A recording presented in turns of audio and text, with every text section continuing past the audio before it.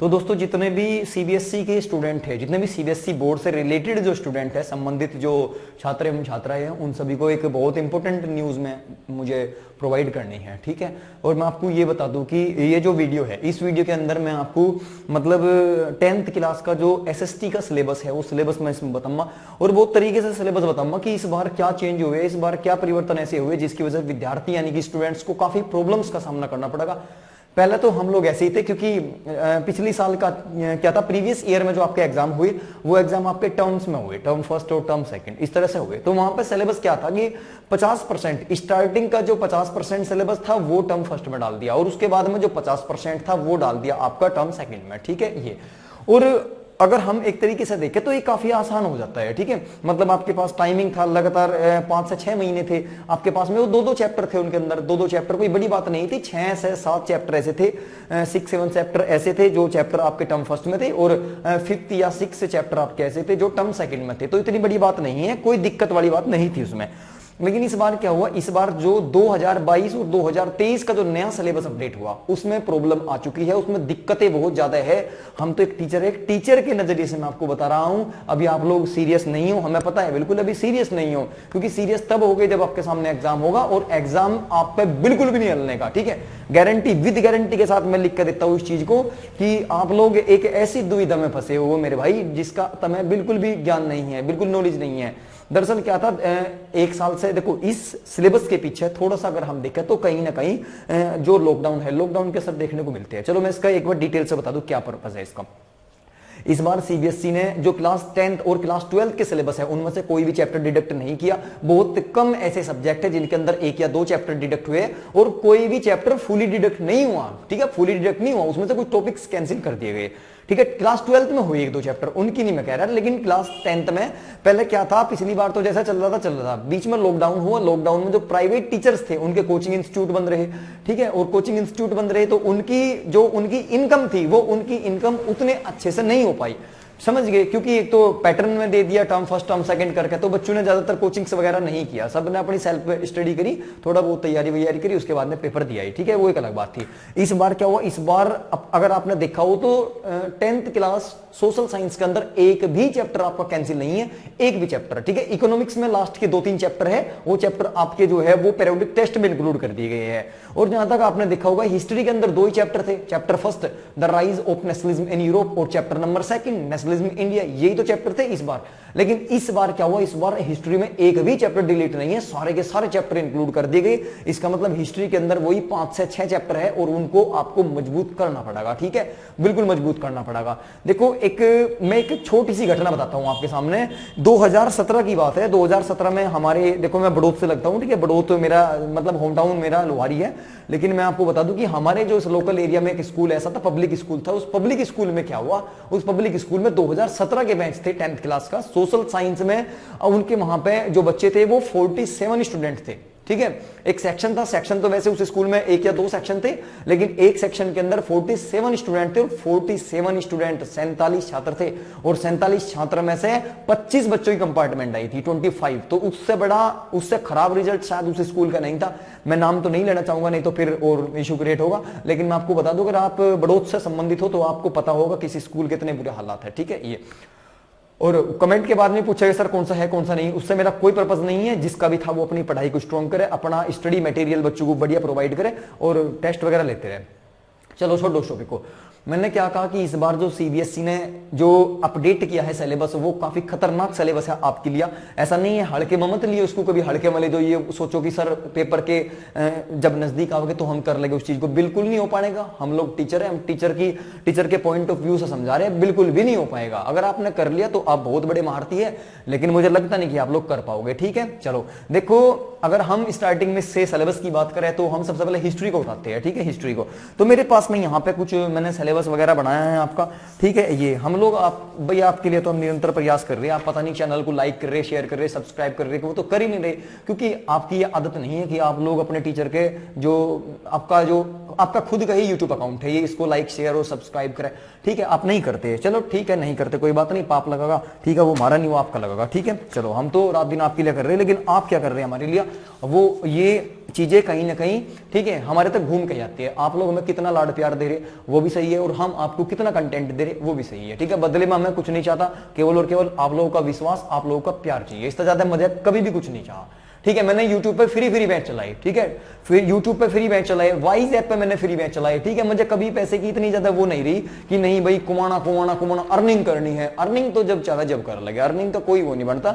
अभी तो प्यार और मोहब्बत कमाने का टाइम है, तो आपका ट्रस्ट और आपका जो मोहब्बत और प्यार है वही कुमारे, उसके पीछे हम लोग दौड़ रहे, ठीक है। बाकी मेरा कोई ऐसा पर्पज नहीं है कि आप लोग से ठगी प्रथा लागू करनी है, आपको ठगना, एक तरह से बैचेस निकालने उसके, ऐसा कोई भी पर्पज नहीं है। मैं इंपोर्टेंट क्वेश्चन वगैरह मैं डालता रहता हूँ यूट्यूब पर, आप सभी जानते भी उस चीज को, ठीक है। और मोस्टली मैंने क्लास 10th की तो एसएसटी पूरी अपलोड भी कर रखी, पूरी अपलोड कर रखी। लेकिन जैसे जैसे सीबीएसई लगातार चेंज करती है ना, उसी तरीके से हमें भी पैटर्न चेंज करने पड़ते हैं। ऐसा नहीं है कि मतलब 4 साल पहले की वीडियो है सर जो आपने वीडियो डाल रखी हो तो 4 साल पहले की है, इस बार तो नया पैटर्न है, तो भाई साहब इस बार नया बैच आएगा तो उसमें हम नए पैटर्न को यूज करेंगे। कौन कौन से चैप्टर है, किस चैप्टर के कौन कौन से टॉपिक पढ़ाने हैं, वो सारी चीजें। तो आप लोग इन चीजों को वाहियात न ले कि सर वो तो पुरानी है। अगर पुरानी पढ़ के आपका काम चलता हो तो काम चला लो, कोई दिक्कत नहीं है, ठीक है। ये चलो, तो यहाँ पे मैं डिस्कस करता हूँ सर, एक बार लगा दो, ठीक है। देखो यहाँ पे मैं आपकी जो एक फोटो वगैरह लगवा रहा हूँ, उस पर आपकी हिस्ट्री से जितने भी चैप्टर आ रहे हैं वो सारे के सारे चैप्टर है, ये आपके सामने लग चुका है। ये हिस्ट्री है, और हिस्ट्री के ये चैप्टर आपके इस बार सिलेबस में है। आपको इन चैप्टर्स को पूरा करना है। चैप्टर नंबर 1 है the rise of nationalism Europe में राष्ट्रवाद, और दूसरा है नेशनलिज्म इंडिया, भारत में राष्ट्रवाद। तीसरा है the making of global world, और 4th है the age of industrialization, and 5th है print culture and the modern world. ये आपके 5 चैप्टर हुए। ये 5 चैप्टर आपके हिस्ट्री में आएंगे इस बार, ठीक है। इसलिए मैं कह रहा हूं इस बार सोशल साइंस का बढ़िया पेपर होगा, और मैं इस चीज को बहुत ही एक्सपीरियंस के साथ बता रहा हूं कि इस बार एक तो फेलियर जो हो गए बच्चे उनकी भी संख्या काफी होगी, और कंपार्टमेंट वाले बच्चे भी काफी हो गए, ठीक है। तो इस बार आपको बिल्कुल भी जुगाड़बाजी नहीं लगानी, ठीक है। और अगर दिमाग में ये बहम हो ना आपके कि हम तो चीटिंग कर लेंगे सर, ठीक है, एक दूसरे स्कूल में सेंटर जाता है, चीटिंग करा देते हैं, अगर नहीं कराते तो हम कर लेंगे, तो आप भूल जाइए बिल्कुल। ये टर्म फर्स्ट है, टर्म सेकंड है, इनमें हो चुका जो भी हुआ 19-20, ठीक है। लेकिन वहां पर नहीं होगा, क्योंकि वहां पे एनुअल एग्जाम होगी एक बार, और वही बोर्ड एग्जाम होगी, समझ रहे। तो ये तो भूल जाओ आप लोग चीज, क्योंकि पहले भी हुए। अगर पहले किसी ने पेपर दिए हो तो उससे पूछ कर देख लियो। जब एनुअल एग्जाम बोर्ड होते हैं तो उसमें चीटिंग होती है नहीं होती। सीबीएसई तो नहीं कराता, बाकी यूपी बोर्ड वगैरह है वो क्या करा क्या नहीं, उससे हमारा कोई मतलब नहीं है। जब यूपी बोर्ड की बात करेंगे तो यूपी बोर्ड के बारे में बताऊंगे, ठीक है। और भाई देखो, मेरा ये भी नहीं है कि मतलब इंग्लिश टू इंग्लिश बात करूं, मैं बिल्कुल नॉर्मली सी बात करूंगा जो आपकी समझ में आ जाए, वो सारी बातें करता हूं, ठीक है। वाहियात में कोई बात नहीं करता। तो ये आपकी हिस्ट्री का सिलेबस है, ये हिस्ट्री के चैप्टर है, आपके 5 चैप्टर है ये, और इन 5 चैप्टर को आपको मजबूत करना है बहुत ज्यादा, ठीक है।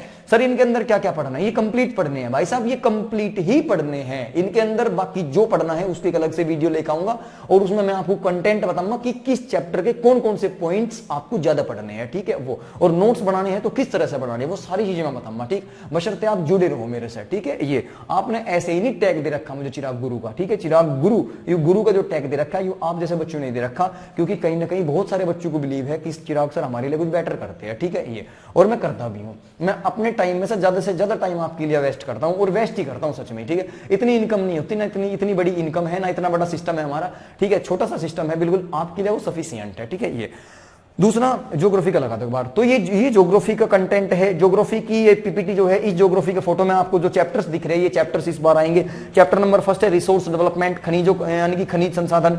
दूसरा है फॉरेस्ट एंड वाइल्ड लाइफ, ठीक है, यानी कि वनस्पति और जीव संसाधन। उसके बाद 3rd है वाटर रिसोर्स, जल संसाधन। उसके बाद एग्रीकल्चर है, कृषि। उसके बाद मिनरल्स एंड एनर्जी रिसोर्स है, काफी इंपोर्टेंट चैप्टर है आपका मिनरल्स एंड एनर्जी रिसोर्स, ठीक है। ये आएगा पूरा कंप्लीट आएगा ये। इसको ऐसा पढ़ा देंगे भाई साहब, ऐसा पढ़ा देंगे पूरे भारत में भी अगर कोई पढ़ाते ना तो नाम बदल के धरती हो, पूरे इंडिया में, ऑल इंडिया। ओपन चैलेंज है भाई साहब, ओपन चैलेंज है, ठीक है। ये उसके बाद नेक्स्ट है chapter number 6 manufacturing industry. Manufacturing industry यानी कि विनिर्माण उद्योग, सारी की सारी इंडस्ट्रियां एक नंबर का पढ़ाऊंगी, गजब। उसके बाद चैप्टर नंबर 7 है life line of national economy, भारतीय अर्थव्यवस्था की जीवन रेखा, ठीक है। इसको भी कहता ना टचवुड, इसको भी गजब पढ़ाऊंगे। तो ये चैप्टर आपकी ज्योग्राफी से रिलेटेड है। बताओ कटा कोई चैप्टर डिलीट हुआ? नहीं हुआ सर, इस बार कोई चैप्टर डिलीट। इसका मतलब है भाई साहब अब की बार तो है ना, अपने हाथ लोहे के बना लो बिल्कुल, ठीक है, मजबूत हाथ कर लो। एक्सरसाइज जिम वगैरह जो तुम्हें करना कर लो, ठीक है। बढ़िया डाइट लो, बेहतरीन वाली डाइट लो, और दवा का वर्जिश करो, दवा का एक्सरसाइज करो, अपने शरीर को बिल्कुल मेंटेन करो, बढ़िया बेहतरीन, आपको नींद ना आवे, ठीक है। नोट्स ऐसे बनाओ, जबरदस्त वाले नोट्स बनाओ, ठीक है। जल्द ही इसके बारे में कुछ सुनने को मिलेगा। नेक्स्ट पॉलिटी का लगा दो। ये है आपके सिविक्स, ये आपके सिविक्स का सिलेबस है और सिविक्स के सिलेबस में चैप्टर नंबर फर्स्ट है जिसका नाम है power sharing, chapter number second है जिसका नाम है फेडरलिज्म, और चैप्टर नंबर थर्ड है gender religion and caste, chapter number 6 है, चैप्टर नंबर 4 है ये जेंडर रिलीजन एंड कास्ट, और चैप्टर नंबर 6 है पॉलिटिकल पार्टीज, यहां चैप्टर नंबर 5 डिडक्ट है और चैप्टर नंबर 3 भी डिडक्ट है। उसके बाद चैप्टर नंबर 7 है आउटकम्स ऑफ डेमोक्रेसी, ये वाले चैप्टर है आपके जो आपको पॉलिटी में पढ़ने हैं, यानी कि ये आपको सिविक्स के अंदर पढ़ने हैं भाई साहब, सिविक्स को पॉलिटी बोलते हैं, ठीक है ये। उसके बाद नेक्स्ट है इकोनॉमिक्स। अगर हम इको की बात करें, सर इको में क्या आएंगे, लगा दो इको का भी, ठीक है, ये ऐसे ही है, इनको दिखा दिखा कर सारी चीजें करानी पड़े, ठीक है। इको के है, आप अपनी बुक लेकर बैठ जाओ, ठीक है। इको के है, इको के अंदर चैप्टर नंबर फर्स्ट है आपका डेवलपमेंट, विकास। उसके बाद चैप्टर नंबर सेकंड है सेक्टर्स ऑफ इंडियन इकोनॉमी, ठीक है। उसके बाद थर्ड है मनी एंड क्रेडिट, बहुत बेहतरीन चैप्टर है अपने आप में ये। उसके बाद में है globalization and the Indian economy, वैश्वीकरण और भारतीय अर्थव्यवस्था, इसके बारे में। और उसके बाद में एक चैप्टर और है आपका जिसका नाम है कंज्यूमर राइट्स। कंज्यूमर राइट्स की अगर बात करें, कंज्यूमर राइट्स, तो कंज्यूमर राइट जो चैप्टर है वो कैंसिल है, उसको आपको नहीं पढ़ना, केवल उसमें से आपको प्रोजेक्ट वर्क करना है, प्रोजेक्ट वर्क, ठीक है ये। और मैं आपको अगर बता दूं, ये जो सिलेबस है आपका टोटल सिलेबस ये 80 नंबर का सिलेबस है, 20 नंबर का प्रोजेक्ट वर्क है आपका, ठीक है। 80 नंबर के 4 सिलेबस है, 80 नंबर के चारों थीम है, ज्योग्राफी, इकोनॉमिक्स, सिविक्स और आपका जो है आपकी हिस्ट्री, ये चारों आपके 80 नंबर के हैं। और 20 नंबर जो बचते हैं, 20 नंबर का है आपका प्रोजेक्ट वर्क, ये है आपका 10th क्लास का जो सोशल साइंस का सिलेबस है वो वाला, ठीक है। अगर हम इसके अतिरिक्त बात करेंगे सर और क्या है, तो इसमें देखो इतना लंबा सिलेबस है, और जहां तक मेरा सोचना है, मैं ये अंदाजा लगा रहा हूं, अगर आपके स्कूल में टीचर अच्छा है तो आप अपने टीचर से बिल्कुल कोऑपरेट करें, बिल्कुल भी टाइम बेकार में वेस्ट ना करें, ना अपना करें ना अपने टीचर का करें, ठीक है। अपने अध्यापक का बिल्कुल भी समय नष्ट ना करो, ठीक है। जितना उनसे आता है उतना पढ़ो, जितना उनसे बचता है वो आप अपने घर आकर पढ़ो, ठीक है। ये छोड़ दो, कुछ नहीं, इस बार के जो पेपर आओगे बहुत ही टफ पेपर आओगे, और ये आज लिख लो किसी दीवार पे, ना किसी दीवार पे छोटी सी मतलब जो कंकर वगैरह है या फिर चौंक वगैरह है उससे नोट डाउन कर दो कि 2023 के अंदर जो बोर्ड पेपर होंगे, बोर्ड परीक्षाएं जो होगी, वो पेपर में बिल्कुल इजी पैटर्न फॉलो नहीं होगा, बिल्कुल इजी नहीं होगा, ठीक है। सर इनके अंदर क्या क्या पढ़ना है, इनके अंदर मैं अलग से एक वीडियो लेकर आऊंगा, आप लोग किस चैप्टर में से कौन सी चीजें पढ़े, किस टॉपिक को पढ़े, ठीक है, किस टॉपिक को ज्यादा पढ़े, किस टॉपिक को कम पढ़े, प्रोजेक्ट वर्क क्या करें, मैप वर्क के अंदर क्या क्या चीजें पूछी जाती है, वो सारी चीजें मैं आपको बताऊंगा, ठीक है ये। और इसके बारे में जल्दी हम लोग बैच स्टार्ट करेंगे। देखो मेरा पर्पज बिल्कुल भी नहीं है आपको डराना, धमकाना, गुमराह करना और उसके बाद में फिर अपने बैच के अंदर एडमिशन कराना, ठीक है। बैच के अंदर तो वैसे भी एडमिशन काफी हो जाती है, कोई दिक्कत नहीं है, ठीक है। ना कभी मैंने किसी को डराया और ना मैंने कभी किसी को प्रेशराइज किया कि आप लोग मेरे से पढ़ो तो इतना मिलेगा, ये मिलेगा, ठीक है। कुछ नहीं मिलेगा भाई साहब, कुछ भी नहीं मिलेगा। बोर्ड में क्या होगा वो मुझे बिल्कुल नहीं पता, कौन से क्वेश्चन आओगे, लेकिन एक बात ध्यान है, मैं बैच के अंदर जो पढ़ाऊंगा वो बोर्ड में जरूर आऊंगा, ठीक है, ये पक्की है। क्योंकि आज तक नहीं बच पाया, आज तक नहीं बच पाया तो अब कैसे बच पाएगा, ठीक है। तो टेंशन फ्री हो जाओ, ठीक है। टेंशन फ्री कहां, टेंशन फ्री इस चीज से हो जाओ कि मैं अपने नोट्स वगैरह दूंगा या अपना बैच चलाऊंगा, इस चीज से टेंशन फ्री हो जाओ। बाकी सिलेबस बहुत लेंथी है, आपको रात दिन मनना पड़ेगा, रात दिन आपको मेहनत करनी पड़ेगी, जब जाके इसमें चलेगा। और दूसरी मेन चीज, एक और इंपॉर्टेंट बात बता दूं, अगर आपकी देखो आप मैथ में निकल जाओगे, ठीक है, साइंस में निकल जाओगे, इंग्लिश में निकल जाओगे, हिंदी में निकल जाओगे, भाई साहब अगर एसएसटी के अंदर सोशल साइंस के अंदर आपकी कंपार्टमेंट आ गई तो पूरी धरती पे ऐसा कोई आदमी नहीं है जो आपकी कंपार्टमेंट निकलवा देगा, कोई नहीं निकलवाने का। सोशल साइंस का पेपर वैसे भी टफ आता है, और कंपार्टमेंट का जो री एग्जाम होता है ना, कंपार्टमेंट का जो एग्जाम होता है दोबारा, कंपार्टमेंट वाला तो होता ही नहीं, क्योंकि उसका जो पैटर्न होता है वो बहुत हार्ड होता है, यानी कि डिफिकल्ट पैटर्न होता है। आप लोग कंपार्टमेंट से बचे। सोशल साइंस में बहुत ज्यादा कंपार्टमेंट आती है, बच्चों की बहुत ही ज्यादा कंपार्टमेंट आती है। तो प्लीज रिक्वेस्ट है आपसे, आप अपना नाम, अपनी फैमिली और अपने मम्मी पापा, अपने पेरेंट्स और अपने गुरु, ठीक है, अपने टीचर्स का नाम बनाए रखे। आप लोग कंपार्टमेंट बिल्कुल ना लेकर आवे, हम लोग आपसे इतनी उम्मीद कर रहे हैं, ठीक है। बाकी इसके बाद में क्लास 12 पॉलिटी और क्लास 12 हिस्ट्री का सिलेबस भी मैं आपको बताऊंगा, ठीक है। ये वाला सिलेबस है, आप लोग इसको रात दिन तैयार करो, ठीक है। ऐसे पेपर पे इसको बना लो और आपका जो स्टडी कॉर्नर है उसमें लगा लो। बाकी मैं एक दिन आके मैं आपको बताऊंगा, ठीक है, किस तरीके से आपको पढ़ना चाहिए, क्या आपको करना चाहिए, क्या आपको नहीं करना चाहिए, वो सारी चीजें, ठीक है दोस्तों। जय हिंद, जय भारत।